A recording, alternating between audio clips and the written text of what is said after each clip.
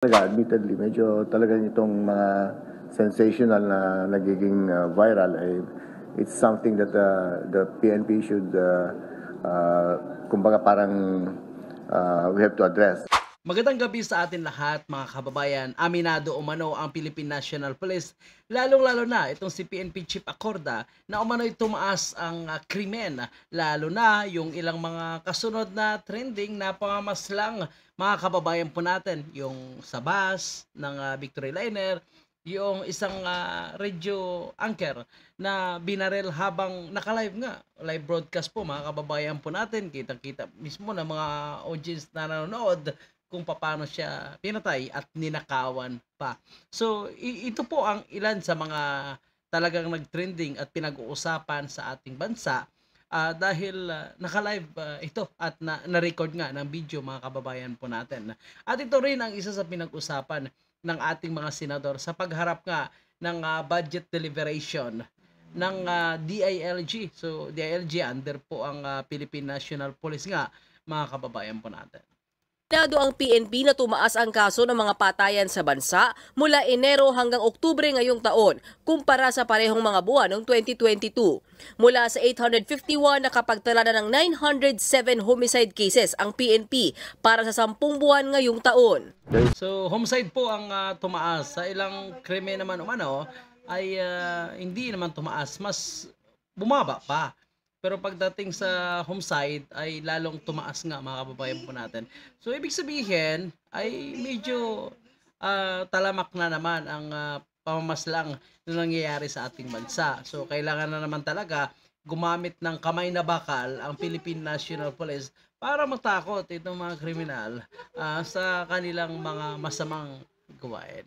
The downtrend naman in all the 8 focus crimes except for the homicide. Fortunately lang talaga, admittedly, medyo talaga itong mga sensational na nagiging viral ay it's something that the PNP should kumbaga parang we have to address. Nasa bus na dalawa pong nabaril doon sa loob ng bus at a time when may gun ban pa. Ano na parang wala nang takot eh. Wala nang talaga takot. May gun ban, hindi takot naglabas ng baril. Tapos ginamit pa yung baril pampatay in a public place. May chance pang makadamay ng iba na hindi nila target. So I think we should bring back the deterrent effect of our criminal laws because the certainty of the PNP and the other law enforcement agencies in solving the crime is high, and they will be ultimately be caught and charged in court. So may we hear from the PNP, what is the state of the criminality in the Philippines and what is the vision or medium-term to long-term plan of the PNP to improve the state of the peace and order in our one and only beloved country, the Philippines? In general, the crime situation, I'm looking at the data, Your Honor. If we 8 focused crimes comparing the January to October period in 2022 to this year's January to October period, the crimes seem to be down across the board except for homicide, Your Honor, which in a lot of the cases you mentioned were homicide or murder. So yun lang po yung nag-increase. Pero in the cases of physical injuries, rape, crimes against property, robbery, theft, carnapping of motor vehicles, carnapping of motorcycles, bumabaho siya. But homicide, umakyat ho from 851 during that period, umakyat to 907. But the others, lahat ho bumaba. Pero dear sponsor, yan ang pinakagrabe, homicide. Patayan yan eh. That's giving us a black eye to the national community. The killings. After our very successful trip to my 3 country stop in Europe, bigla na nang napanood nila yung killing ng radio announcer sa online. They messaged me, what's going on there? Or why are you killing your radio or media personalities? That's why I joined the minority floor leader. I think that's a land dispute, Your Honor. Hindi na ilalabas eh. It's a land dispute. The suspects are 2 individuals who were involved with the radio commentator in a land dispute. Apparently, there's a pending case where they were already convicted, but they were able to avail of probation, Your Honor. So So that was a land dispute case. they have a land dispute, and the victim filed cases against two individuals. I think they're brothers. For a land dispute. There's a case for annulment of public documents, and there's already a conviction for falsification of public documents, Your Honor. Yung masama kasi dyan na Minority Floor Leader, live siya on video, kaya Yeah. hindi na mawawala sa internet yan eh. Very gruesome, Your Honor. Even this one in the bus incident, I saw the video itself and I said, oh my goodness, parang baboy lang, pinatay na, parang baboy. Kaya, and then I'll also ask, after my Majority Floor Leader will ask this question, we'll go back to the point on the incident in Siargao, your dear sponsor, yung sa Spain, yung hiningi ng Spanish King sa atin. Yes, yes. Well, those individuals were dismissed from the police service, and the cases are pending in court, Your Honor. So they were dismissed from the service, Yeah, three policemen, Your Honor. and what murder charges were filed Yes, against. Your Honor. Yes. So, and are they in jail? Yes, Or they are, Your Honor. they're in jail. They're undergoing. They're in preventive custody, Your Honor. Yes. Well, perfect. Okay, at least we can report that to the Spanish. Yes, yes. The police, they submitted, after we had our committee report, I think the Minority Leader raised it. The PNP submitted a progress report, Your Honor. Thank you very much. So, Majority Leader, you would like to raise? Mr. President, with the indulgence of my colleagues, I also would like to just point out the importance of really seriously taking action to these incidents. We call it isolated incidents, but unfortunately, Mr. President, it's all over the world. It's online. The act and the brazen killing and in front of everyone. I mean, this has never happened before. And that is why I think we have to be more serious about it. And we are hoping that we get a report and the developments of these cases, if there are cases filed, and I hope that cases are already filed. Because again, Mr. President, hindi pa natin to naranasan before, no? Na pupuntahan sa loob ng studio, nagsasalita sa kanyang bahay, gobernador na nakaupo, nasa loob ng kanyang compound, gobernador.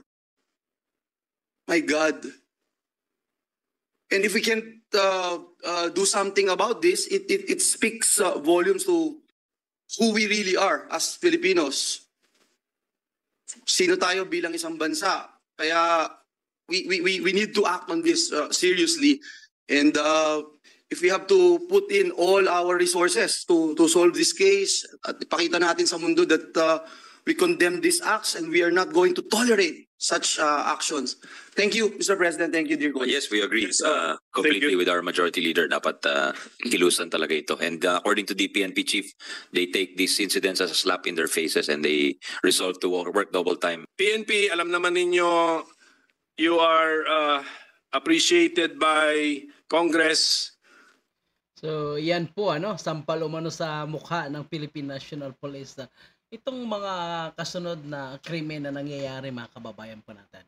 Pero syempre nangako naman ang pamunuan ng Philippine National Police na resolbahin ito. At unang-una, mga kababayan po natin, ay hindi naman kontrolado ng Philippine National Police ang mga ganitong pangyayari. So sadyang may mga tao lang talaga na matapang, siguro nakita nila na medyo ang approach ngayon ng ating gobyerno pagdating sa criminality at droga ay medyo malambot na. Hindi na gaanong matapang at talagang ginagamitan ng kamay na bakal. So unlike dati na talagang natatakot sila at bumagsak ang krimen, lalong-lalo na itong homicide, mga kababayan po natin. Dahil nga ang ating mga pulis, ang ating army ay talagang inuutosan ng ating Pangulo na dapat paigtingin ang pagbabantay at pagmumonitor, lalo na pagdating sa mga nangyayari sa ating bansa. Ganun pa man, mga kababayan po natin, pinag-iisipan ngayon ng Philippine National Police na maglagay ng mga marshal, lalong-lalo na sa mga malalayong biyahe. So may mga pulis na sasama na rin sa bawat biyahe nitong mga malalayong probinsya. So I think napakaganda siguro na gagawing mayroong marshal na kasama sa bawat mahabang biyahe. Para kung may mga if in case na may mga pangyayari na hindi kayang maresolba lamang ng driver at ng konduktor, at least may mga pulis na nakasakay. So matatakot na rin siyempre sumakay itong mga kriminal. So inaasahan po natin na ito ay magiging possible na napakagandang plano. At siyempre napakaganda rin kasi ang Philippine National Police ay sinusuportahan ngayon ng ating gobyerno, pati ang Armed Forces of the Philippines. So nakikita natin na ina-upgrade na ang kanilang kagamitan sa sahod, maganda na yung sahod. Pero ang problema ay marami pa rin talaga yung mga pulis na nag-aabuso sa kanilang serbisyo kahit itinaas na ang kanilang sahod. So yan ay hindi naman kontrolado ng pamunuan ng Philippine National Police, pero syempre may solusyon sila. So mag-retraining umano sila, balik ang mga orientation, paalala sa mga pulis para hindi na masangkot sa iba't ibang iskandalo, lalo na yung nakaraan na talagang talamak ang iskandalo sa hanay ng Philippine National Police. Kaya para sa karagdagang update mga kababayan, huwag kalimutan mag-follow, mag-subscribe sa ating social media platform. At ang inyong komento, opinion ay napaka-importante. Kaya para sa inyong komento, huwag kalimutan mag-iwan ng mensahe. Salamat!